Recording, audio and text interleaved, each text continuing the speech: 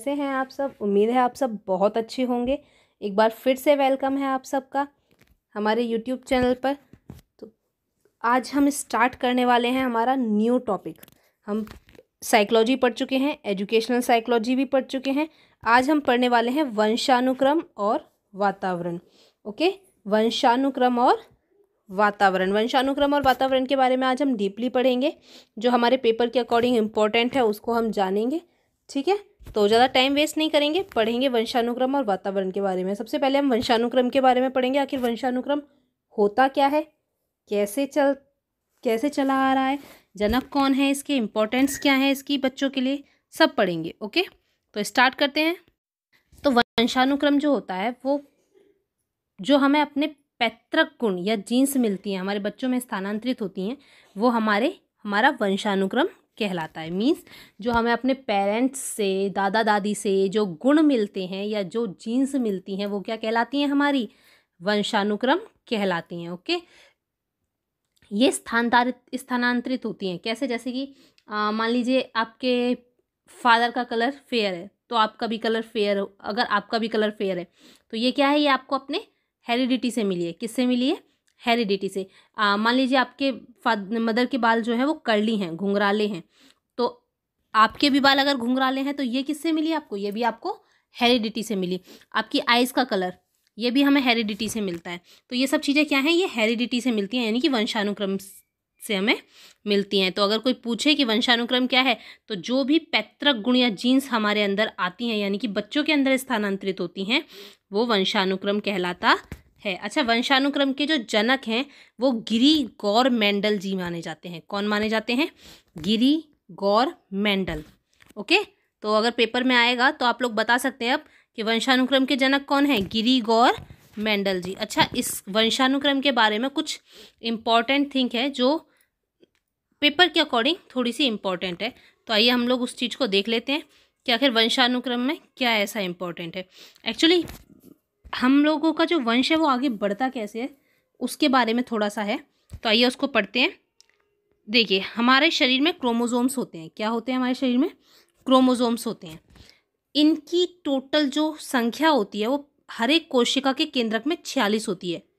कितनी होती है, 46 होती है। और ये जोड़े में होते हैं, किसमें, जोड़े में होते हैं। टोटल 46 होते हैं ये कोशिका के केंद्रक। केंद्रक मीन्स होता है सेंटर, बीच में। कितने होते हैं, 46 होते हैं, यानी कि 23 का जोड़ा होता है। 23 ही क्रोमोसोम्स का जोड़ा माता के अंदर पाया जाता है, और 23 ही क्रोमोसोम्स का जोड़ा जो होता है वो किसके अंदर पाया जाता है, पिता के अंदर पाया जाता है।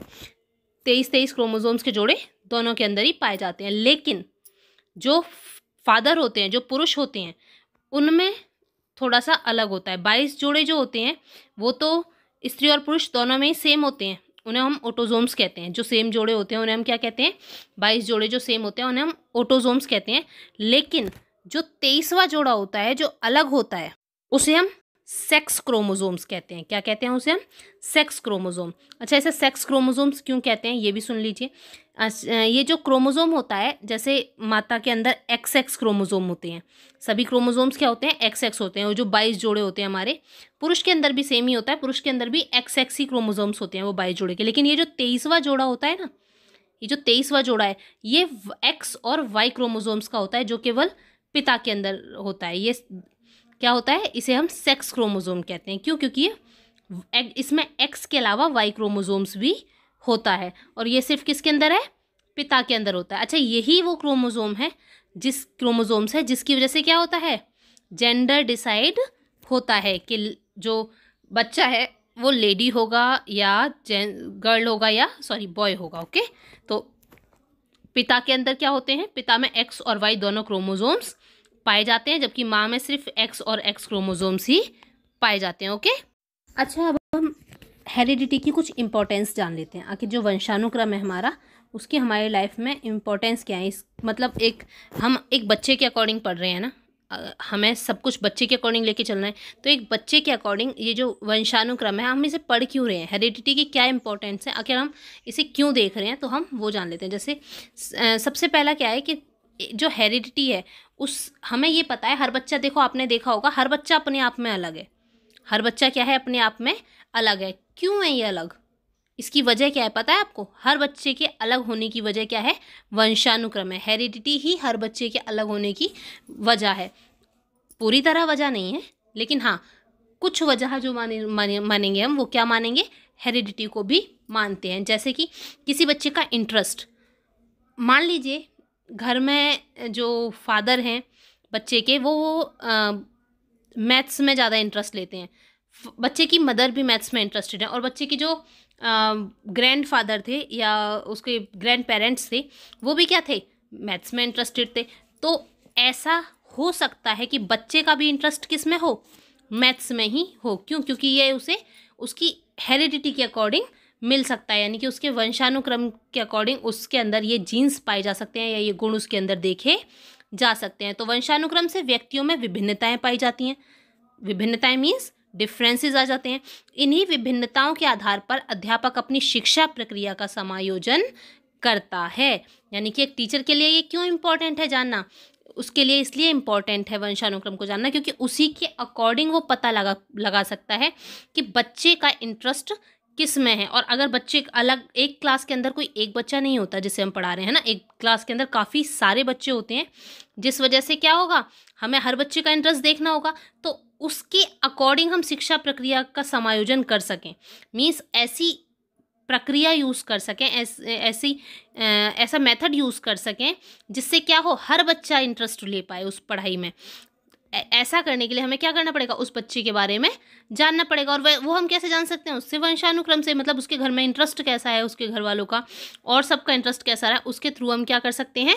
जान सकते हैं। तो वंशानुक्रम से व्यक्तियों में विभिन्नताएं पाई जाती हैं, और इन्हीं विभिन्नताओं के आधार पर अध्यापक जो होते हैं वो अपनी शिक्षा प्रक्रिया का समायोजन करते हैं। ओके, और दूसरा देख लेते हैं। दूसरा क्या है, इसका महत्व, इसकी इंपॉर्टेंस क्यों है? दूसरा, वंशानुक्रम के द्वारा बालकों की जन्मजात क्षमताओं का पता चलता है, जो अध्यापक को उनके शिक्षक कार्य में सहायक हो सकता है। यानी कि हेरिडिटी के अकॉर्डिंग ही हमें क्या पता चल पाएगा? उसके अकॉर्डिंग ही हमें पता चल पाएगा आखिर बच्चा क्या कर सकता है, बच्चे का इंटरेस्ट किस में ज़्यादा हो सकता है, ये हमें उसी के अकॉर्डिंग पता चल पाएगा। ठीक है, तो ये भी क्या करेगा हमें? ये भी हमारी शिक्षा पद्धति में हमें हेल्प करेगा। हमें मीन्स एक टीचर को काफ़ी हेल्पफुल होगा ये। ओके, तो इतना समझ में आ गया। थर्ड है हमारा, वंशानुक्रम के कारण ही, जो वंशानुक्रम होता है उसी वजह से जो बच्चे होते हैं उनमें लिंग भेद भी पाया जाता है। ठीक है, वंशानुक्रम की वजह से ही क्या होता है? बच्चों में लिंग भेद भी पाया जाता है। लड़के और लड़कियों में विषय को लेकर, यानी कि उनके सब्जेक्ट को लेकर क्षमता कम या अधिक होती है। अध्यापक उन्हीं के अनुसार शिक्षा की व्यवस्था कर सकता है। यानी कि एक लड़की का इंटरेस्ट किस चीज़ में होगा, एक लड़के का इंटरेस्ट किस चीज़ में होगा, ये अच्छा इसी चीज़ में क्यों है उसका इंटरेस्ट, ये सब किस वजह से होता है? ये वंशानुक्रम की वजह से होता है। एक जैसे मान लीजिए एक मदर का कुकिंग में ज़्यादा इंटरेस्ट है, तो हो सकता है बच्ची का भी इंटरेस्ट कुकिंग में ज़्यादा हो। तो इस वजह से क्या होगा, हमें ये कब पता चलेगा? ये कैसे पता चलेगा? ये किससे पता चलता है? वंशानुक्रम से, कि आखिर इसका इंटरेस्ट इस चीज़ में क्यों है। पेंटिंग, मान लीजिए किसी का इंटरेस्ट पेंटिंग में है, तो पेंटिंग में क्यों है? कुछ ना कुछ ऐसी वजह रही होगी जिस वजह से उस बच्ची का इंटरेस्ट पेंटिंग में है। तो ये अध्यापक को कैसे पता चलता है? वंशानुक्रम के द्वारा ही पता चलता है। और वंशानुक्रम से जब ये चीज़ पता चलती है तो वो उसके लिए उसी तरीके की शिक्षा की व्यवस्था कर सकती है। ओके, अच्छा फोर्थ है, वंशानुक्रम से ही शरीर की संरचना बनती है। एक बच्चे का स्ट्रक्चर किससे बनता है? वंशानुक्रम से ही बनता है। जैसे हमने पहले ही बताया, आँखें, आँखों का जो कलर है वो हमें किससे मिलता है? हेरिडिटी से मिलता है। हमारे हेयर्स का कलर हमें हेरिडिटी से मिलता है। हमारी लंबाई और ये सब चीज़ें, कलर वगैरह, कलर कॉम्प्लेक्शन, ये सब किस पे डिपेंड करता है? ये हमारे वंशानुक्रम पे, यानी कि हमारी हेरिडिटी पे ही डिपेंड करता है। ये हमें हमारे जीन्स से मिलता है। ओके, तो ये क्या है? ये हमारा वंशानुक्रम था। ये कुछ इंपॉर्टेंस थे कि वंशानुक्रम के इम्पोर्टेंस क्या है हमारे लिए, तो ये कुछ इंपॉर्टेंस थी। ओके, अब अगला हम पढ़ेंगे वंशानुक्रम के सिद्धांत। क्या क्या सिद्धांत हैं, क्या क्या प्रिंसिपल्स हैं किसके? हेरिडिटी के। ओके, स्टार्ट करते हैं। फर्स्ट है हमारा भिन्नता का सिद्धांत। क्या है हमारा? भिन्नता का सिद्धांत। भिन्नता का सिद्धांत क्या कहता है? भिन्नता के सिद्धांत के अनुसार बच्चे में भिन्नता पाई जाती है। भिन्नता मीन्स डिफरेंसेस पाए जाते हैं। भिन्न पाए जाने का कारण माता पिता के बीज कोशों की विशिष्टताएं हैं। और ये भिन्नताएं क्यों पाई जाती हैं? क्योंकि माता पिता के बीज जो होते हैं उनकी विशिष्टताओं की वजह से ही जो बच्चे हैं उनमें भिन्नताएं पाई जाती हैं। ओके, तो हर बच्चा, देखो आपने देखा है, हर बच्चा अपने, जैसे कि अभी हमने पहले भी बोला कि हर बच्चा अपने आप में क्या होता है, अलग होता है। हर बच्चे की, आपको कितने सारे लोग एक साथ आप देखते होंगे, लेकिन हर एक की शक्ल एक जैसी नहीं दिखती है। क्यों नहीं दिखती है, क्यों नहीं होते एक जैसे? क्योंकि सभी को क्या है, सब कुछ अपनी जीन्स से मिला है। तो हर एक की जीन्स अलग अलग होती हैं, हर एक की फैमिली अलग अलग है। इस वजह से क्या है, हर बच्चा अपने आप में अलग अलग है, हर एक की क्वालिटीज़ अलग हैं, हर एक की हर चीज़ में क्या होती है, भिन्नता पाई जाती है। हर बच्चे में हर तरीके से भिन्नता पाई जाती है। नेक्स्ट है हमारा प्रत्यागमन का सिद्धांत। प्रत्यागमन का सिद्धांत, प्रत्यागमन का सिद्धांत जो है, उसमें क्या होता है, उसमें एक तरीके से उल्टा हो जाना, समझते हैं ना, उल्टा हो गया एकदम ही, तो वो होता है प्रत्यागमन। अच्छा, मैं समझाती हूँ आपको। पहले डेफिनेशन देख लेते हैं। तीव्र बुद्धि वाले माँ बाप के बच्चे कम बुद्धि के भी हो सकते हैं। जो तीव्र बुद्धि वाले माँ बाप के बच्चे कम बुद्धि के भी हो सकते हैं। और अगर ऐसा होता है कि तीव्र बुद्धि वाले माता पिता के बच्चे मंद बुद्धि हैं, तो वो क्या कहलाता है, हमारा प्रत्यागमन का सिद्धांत कहलाता है। विपरीत गुणों का उत्पन्न होना क्या कहलाता है, प्रत्यागमन कहलाता है। जैसा भी हमने शुरू में बोला था ना कि उल्टा हो जाना, उल्टा हो जाना क्या कहलाता है, प्रत्यागमन का सिद्धांत कहलाता है। मतलब माता पिता जो थे वो कैसे थे, तीव्र बुद्धि वाले थे, यानी कि काफ़ी इंटेलिजेंट, दिमाग से काफ़ी इंटेलिजेंट थे। लेकिन जो बच्चा हुआ वो कैसा हो गया, बच्चा मंद बुद्धि का हो गया। तो वो वो क्या वहाँ पे क्या, कौन सा प्रिंसिपल काम कर गया, principle of regression. Principle of regression means प्रत्यागमन का सिद्धांत। ओके, अगर क्वेश्चन आ जाता है पेपर में, कोई भी क्वेश्चन दे सकते हैं हमें कि अगर माता पिता अगर तीव्र बुद्धि के हैं और बच्चा कम बुद्धि का है, तो इसमें कौन सा सिद्धांत काम कर रहा है, तो कौन सा सिद्धांत काम कर रहा है, यहाँ प्रत्यागमन का सिद्धांत काम कर रहा है। ओके, ठीक है। थर्ड है हमारा शुद्ध गुणों की ओर प्रत्यागमन का सिद्धांत। शुद्ध गुणों की ओर प्रत्यागमन का सिद्धांत मतलब principle of regression to purity. अच्छा, शुद्ध गुणों से मतलब है, यहाँ शुद्ध का मतलब यहाँ है जो साफ साफ दिखाई दे, जिसमें क्लियरिटी हो, वो क्या होते हैं, वो शुद्ध गुण होते हैं जो साफ दिखाई देते हैं। ओके, तो ऐसे नहीं समझ में आएगा, एग्जाम्पल से समझते हैं हम। माता पिता से संतानें सदा शुद्ध गुणों को ही अर्जित करती हैं। बच्चे हमेशा क्या करते हैं, माता पिता से शुद्ध गुणों को ही अर्जित करते हैं। अर्जित मीन्स अपनाते हैं। जो बच्चे होते हैं वो माता पिता से कौन से गुण अपनाते हैं, शुद्ध गुण, यानी कि जो उन्हें साफ साफ दिखाई देते हैं। यदि माता या पिता में से किसी का भी रंग सांवला है और दूसरी तरफ किसी का भी रंग काला है, तो बच्चा जो है उसके भी काले होने की संभावना ज़्यादा होती है। क्यों होती है, क्योंकि काला रंग जो होता है वो एकदम साफ दिखाई देता है, और सांवले रंग में क्या होती है, सांवले रंग में भ्रांति होती है। भ्रांति कैसे होती है, क्योंकि उसमें काला और सफ़ेद रंग का मिश्रण होता है, जिस वजह से क्या होता है कि जो काला रंग होता है वो साफ दिखाई दे रहा होता है। इस वजह से बच्चा कौन सा गुण अर्जित कर लेता है, काले रंग वाला गुण अर्जित कर लेता है। तो इसी को कहते हैं शुद्ध गुणों की ओर प्रत्यागमन का सिद्धांत। मीन्स शुद्ध गुणों की ओर प्रत्यागमन का सिद्धांत मतलब जो साफ साफ दिखाई दे रहा है बच्चा उसे ही अर्जित करेगा, उसी चीज को अपने लिए एक्सेप्ट कर लेगा। ओके, ये होता है शुद्ध गुणों की ओर प्रत्यागमन का सिद्धांत। सो नेक्स्ट पे आ जाते हैं हम अपने। नेक्स्ट है हमारा बीजमैन का सिद्धांत अथवा सेल विज्ञान। बीजमैन का सिद्धांत और सेल विज्ञान, ये क्या है? बीजमैन का सिद्धांत जनित्र द्रव्य की निरंतरता का सिद्धांत कहलाता है। उनके अनुसार जनित्र द्रव्य एक पीढ़ी से दूसरी पीढ़ी की ओर संचालित होते हैं, मतलब एक पीढ़ी से दूसरी पीढ़ी में आते हैं।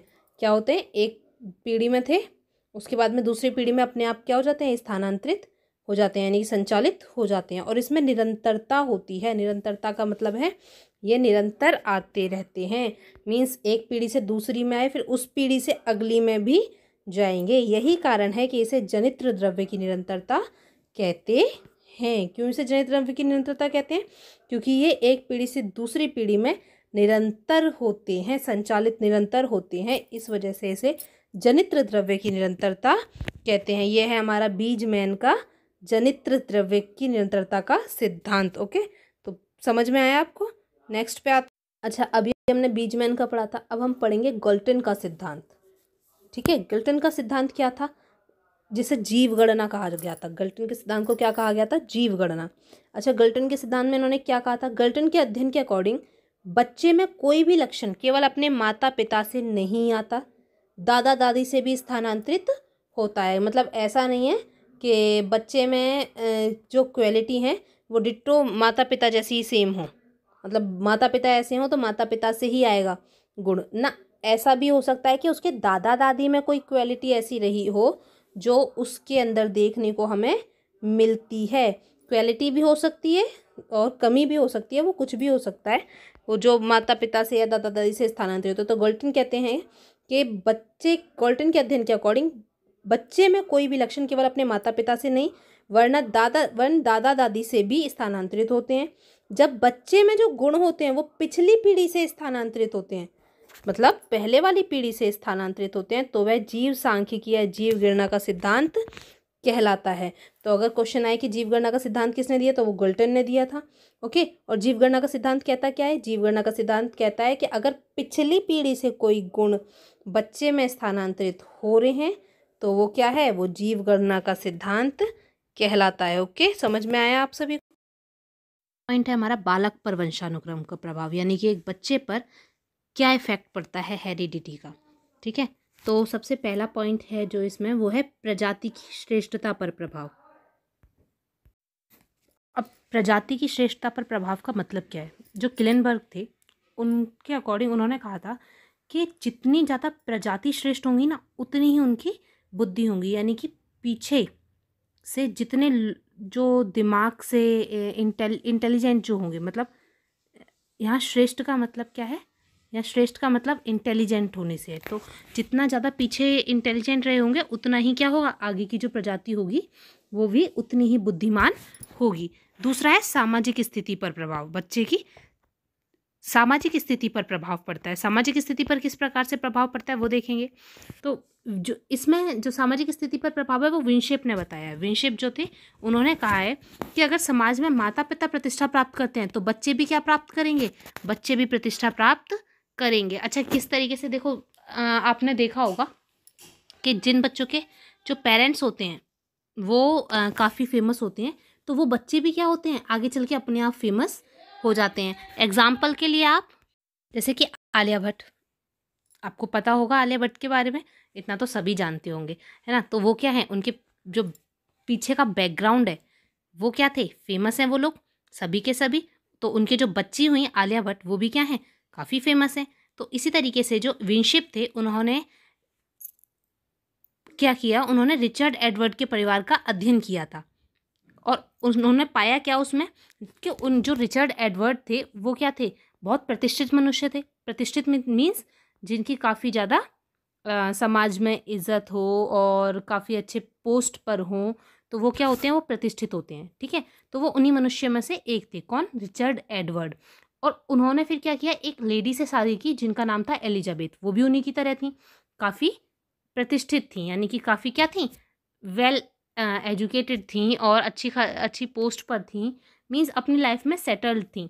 तो उन्होंने एक ऐसी लड़की से शादी की जो क्या थी, ऑलरेडी प्रतिष्ठित थी। तो शादी के बाद जो उनके बच्चे हुए वो भी क्या हो गए, सेटल्ड रहे। समाज में उनकी भी जो स्थिति थी वो भी उन पर भी क्या पड़ा, अपने माता पिता का उसी तरीके का पॉजिटिव प्रभाव पड़ा, जिस वजह से बच्चे क्या हुए, बाद में विद्यालय विधानसभा आदि के सदस्य बने। ओके, तो ये क्या है, ये होता है सामाजिक स्थिति पर प्रभाव। किसका, वंशानुक्रम का। हेरिडिटी जो है वो किस तरीके से हमारी सामाजिक स्थिति पर प्रभाव डालती है, यानी कि हमारे आसपास का जो समाज है, हम खुद ही बनाते हैं ना आसपास का समाज, हम ही लोग आपस में मिलकर समाज बना रहे हैं। तो हमारी सामाजिक स्थिति पर भी हेरिडिटी क्या करती है, प्रभाव डालती है। जैसा हमारे जो हमें हेरिडिटी से मिलेगा हम वही आगे क्या देंगे, समाज को देंगे। तो ये था सामाजिक स्थिति पर प्रभाव। ओके, नेक्स्ट पॉइंट पे आते हैं हम अपने। नेक्स्ट है हमारा मूल शक्तियों पर प्रभाव। मूल शक्तियाँ होती हैं एक इंसान की, एक मनुष्य की अपनी बेसिक जो स्ट्रेंथ होती हैं उसे हम मूल शक्तियाँ बोलते हैं। मूल शक्तियों का देखिए, मूल वर्ड जो होता है नॉर्मली आप जानते हैं मूल क्या होता है, जो सबसे कॉमन चीज़ें होती हैं, है ना। मूल जो बेसिक है, जो हमें चाहिए ही चाहिए, वो हमारा क्या होता है, मूल होता है। तो इसमें जो थॉर्नडाइक थे उन्होंने उन्होंने ये बताया कि वंशानुक्रम में मूल शक्तियों पर प्रभाव कैसे पड़ता है। कैसे पड़ता है हेरिडिटी का प्रभाव मूल शक्तियों पर? थॉर्नडाइक के अनुसार बालक की मूल शक्तियों का प्रधान कारण उसका क्या होता है? वंशानुक्रम होता है। यानी कि एक तरीके से देखो, जैसे आप देखना कि जो एक बच्चा है, अगर उसकी स्ट्रेंथ है क्या, काफ़ी टाइम तक वो एक काम में लगा रह सकता है, यानी कि वो फोकस कर सकता है किसी एक काम को करने में काफ़ी देर तक। तो किस वजह से कर पाएगा वो फोकस? क्यों? क्योंकि उसे हेरिडिटी से ये चीज़ मिली है। ये हम खुद नहीं कर लेते, कुछ चीज़ें होती हैं जो हमें क्या होती हैं, हेरिडिटी से मिलती हैं। ठीक है, तो ये क्या है, ये एक ऐसी चीज़ है जो हमें हेरिडिटी से मिलती है कि वो बच्चा क्या कर रहा है, काफ़ी टाइम तक एक ही चीज़ पे फोकस कर पाता है। जैसे पढ़ने में, तो बच्चा काफ़ी टाइम तक एक ही चीज़ पे फोकस कर पा रहा है। वो किस वजह से कर पा रहा होगा? क्योंकि उसे हेरिडिटी से ये चीज़ मिली है। ओके, तो मूल शक्तियाँ मीन्स ये हमारी बेसिक, ये एक बेसिक सी स्ट्रेंथ ही तो है, कोई बहुत बड़ी स्ट्रेंथ नहीं है, लेकिन देखा जाए तो बहुत बड़ा काम करती है। अच्छा, इसके अलावा किसी बच्चे की ज़्यादा टाइम तक पढ़ने की क्षमता, किसी की जल्दी किसी चीज़ को समझ लेने की क्षमता, ये सब क्या है? ये हमारी बेसिक स्ट्रेंथ्स हैं जो किससे मिलती हैं हमें अपनी हेरिडिटी से, हमें अपने वंश से, जो जीन्स के थ्रू मिलती हैं। तो ये वंशानुक्रम क्या है, मूल शक्तियों पर भी बहुत प्रभाव डालता है। अच्छा, नेक्स्ट है हमारा व्यावसायिक योग्यताओं पर प्रभाव। व्यावसायिक योग्यताओं पर प्रभाव क्या पड़ता है? व्यावसायिक मतलब व्यवसाय से रिलेटेड, व्यवसाय किसी भी काम काज से रिलेटेड।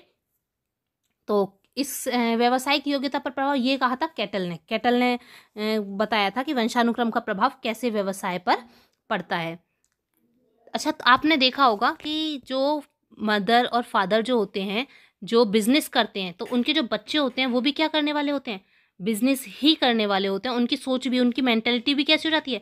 बिजनेस की ही हो जाती है। अच्छा, एक एग्जांपल से समझिए, जो बच्चे के पेरेंट्स हैं वो टीचर हैं, तो जो बच्चा होगा वो भी क्या होगा, उसका भी इंटरेस्ट क्या होगा? टीचिंग में ही होगा। क्यों? क्योंकि उसके आसपास का माहौल जो है वो उसने देखा है टीचिंग का, तो वो दूसरों को भी क्या करे, वो अपने लिए भी क्या सोचेगा, वो टीचर ही बनने की सोचेगा, या बिजनेस ही करने की सोचेगा, या जिसने देखा है कि जॉब करना ज़्यादा बेटर है, या उसकी फैमिली में कोई जॉब करता है तो वो जॉब करेगा। तो मतलब व्यावसायिक योग्यता पर कैसे प्रभाव पड़ रहा है हेरिडिटी का, कि जो बच्चा देख रहा है अपने जीन्स से, पीछे से देखता चला आ रहा है, या जो उसे मिल रहा है वो वही काम करेगा। तो हेरिडिटी व्यवसाय पर भी प्रभाव डालती है, इम्पैक्ट डालती है, इफेक्ट पड़ता है। ओके, अगला है हमारा शारीरिक लक्षणों पर प्रभाव। शारीरिक मीन्स फिजिकल जो हमारी लंबाई है बच्चे की, चौड़ाई है, बच्चे के शरीर का आकार है, ये सब चीज़ें जो हैं इस पर किस तरीके से हेरिडिटी प्रभाव डालती है। अच्छा, इसके बारे में बात करी है किलेनबर्ग ने। किसने? किलेनबर्ग कहते हैं कि जैसे मम्मी पापा जो होते हैं उनकी संरचना होगी, एक बच्चे की संरचना भी आपको वैसी ही देखने को मिलेगी। मान लीजिए किसी की फैमिली में जो उसके फादर एंड मदर हैं वो क्या हैं, लंबे हैं, हाइट में काफ़ी लंबे हैं, तो बच्चा भी कैसा होगा, लंबा ही होगा, उसकी जो हाइट होगी वो भी अच्छी खासी होगी। लेकिन अगर पेरेंट्स की हाइट कम है तो बच्चे की हाइट भी कैसी होगी, बच्चे की हाइट भी कम होगी। यानी कि बच्चा किसके अकॉर्डिंग है, अपने पेरेंट्स के अकॉर्डिंग होगा। हाँ, हम हाइट को एक लेवल तक बढ़ा सकते हैं। कुछ बच्चे ये कहेंगे कि नहीं, हम हाइट बढ़ा सकते हैं अगर हमारी कम है तो हाँ, हम बढ़ा सकते हैं, लेकिन जिन पेरेंट्स की हाइट कम है तो उन बच्चों की हाइट कम होगी ही होगी। वो एक लेवल तक बढ़ा सकते हो आप, ये नहीं कि बहुत ज़्यादा आप लंबे हो जाओ, ऐसा नहीं हो सकता है। क्यों? क्योंकि वो हेरिडिटी से हमें नहीं मिली, हमारे जीन्स से हमें नहीं मिली, और ये कोई गलत बात नहीं होती है। ओके, तो समझ में आ गया आपको कि हमारा हेरिडिटी का क्या प्रभाव पड़ता है शारीरिक लक्षणों पर। ओके, शारीरिक लक्षणों पर जैसी संरचना माँ बाप की होती है वैसी ही बच्ची की होती है। जैसे जिन माता पिता की लंबाई कम होगी या अधिक होगी तो बच्चे भी उनके अनुसार होंगे। हेल्थ भी कह सकते हैं हम, इसमें हेल्थ ले सकते हैं बच्चे की। जैसे फादर एंड मदर की हेल्थ होगी, बच्चे की हेल्थ भी वैसी ही होगी, मतलब मोटा पतला, जैसा पेरेंट्स पीछे रहे होंगे बच्चा भी क्या होगा, वैसा ही देखने को मिलेगा। ओके, नेक्स्ट है हमारा चरित्र एवं महानता पर प्रभाव। चरित्र एवं महानता पर प्रभाव। चरित्र, अब कैरेक्टर जैसा एक बच्चे के पेरेंट्स का कैरेक्टर रहा होगा, जैसे उनकी आदतें रही होंगी, उसका और बच्चे का क्या होगा, एक जैसा देखने को मिल जाएगा उनका यानी कि हेरिडिटी जो पेरेंट्स की रही होगी या उनके गार्जियंस की रही होगी, वही चीज़ बच्चे में आपको देखने को मिलेगी। जो डगडेल थे, इसके बारे में बात, चरित्र एवं महानता पर प्रभाव की जो बात करी है वो डगडेल ने की है। किसने? डगडेल ने। उन्होंने क्या कहा है? उन्होंने कहा है कि जैसा माता पिता का चरित्र होगा, बच्चे का चरित्र भी उसी प्रकार का होगा। अगर अच्छा चरित्र है माता पिता का, तो बच्चे का चरित्र भी कैसा होगा? अच्छा होगा। बिकॉज क्यों? क्योंकि वो देखेगा उन चीज़ को वो एक्वायर करेगा अपने फादर एंड मदर से। ओके, तो जैसा पेरेंट्स में वो देखेगा वैसा ही उस बच्चे में होगा। तो अगर चरित्र अच्छा होगा तो अच्छे होंगे बच्चे के भी चरित्र, और अगर अच्छा नहीं होगा तो बच्चे का चरित्र भी अच्छा नहीं होगा। उसके अलावा महानता, अच्छा चरित्र तो समझ में आ गया। अब है महानता पर प्रभाव। महानता पर कैसे प्रभाव पड़ता है? देखो, एक जो फैमिली बैकग्राउंड होगा, अगर बच्चे का फैमिली बैकग्राउंड कैसा है, आप ये देख लीजिए, अमिताभ बच्चन है, अमिताभ बच्चन जी के जो बच्चे हैं वो अभिषेक बच्चन जी, वो क्या है? वो भी एक फिल्म स्टार है। क्यों? क्योंकि उन्होंने पीछे देखा है कि उनके पेरेंट्स जो थे क्या रहे हैं? फिल्म स्टार रहे हैं, तो वो भी अभी क्या है? Film star. और ये बात गॉल्टन जी ने कही भी है। देखिए, गॉल्टन के अकॉर्डिंग महान न्यायाधीशों, राजनीतिज्ञों, सैनिकों, पदाधिकारियों, वैज्ञानिकों और खिलाड़ियों के जीवन चरित्रों का अध्ययन के अकॉर्डिंग ज्ञात होता है कि इनके परिवारों में इन्हीं क्षेत्रों में प्रशंसा प्राप्त अन्य व्यक्ति भी हुए हैं। यानी कि अगर कोई किसी घर में कोई पॉलिटिशियन है तो उसकी वजह क्या होगी? क्यों उसके घर में जो, अगर बच्चा पॉलिटिशियन बनने में इंटरेस्ट ले रहा है तो उसकी वजह कहीं ना कहीं देखने को मिल जाएगा आपको कि उसके घर में कोई ना कोई पॉलिटिशियन ज़रूर होगा। या कोई किसी बच्चे का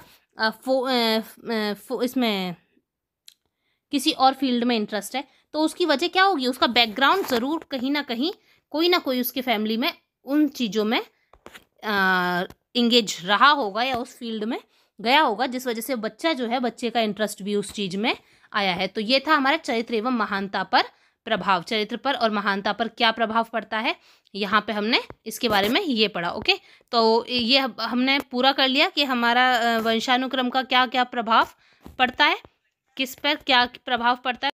आई थिंक सबको समझ में आ गया हुआ है बालक पर वंशानुक्रम का क्या प्रभाव पड़ता है ना। बच्चे के लिए वंशानुक्रम कितना मैटर करता है, एक बच्चे की पूरी लाइफ में हेरिडिटी का क्या होता है? बहुत बड़ा रोल होता है। तो सभी को समझ में आ गया होगा, जहाँ तक है मुझे उम्मीद है, और मैंने अपनी तरफ से पूरी कोशिश करी, आगे और अच्छा करने की कोशिश करेंगे।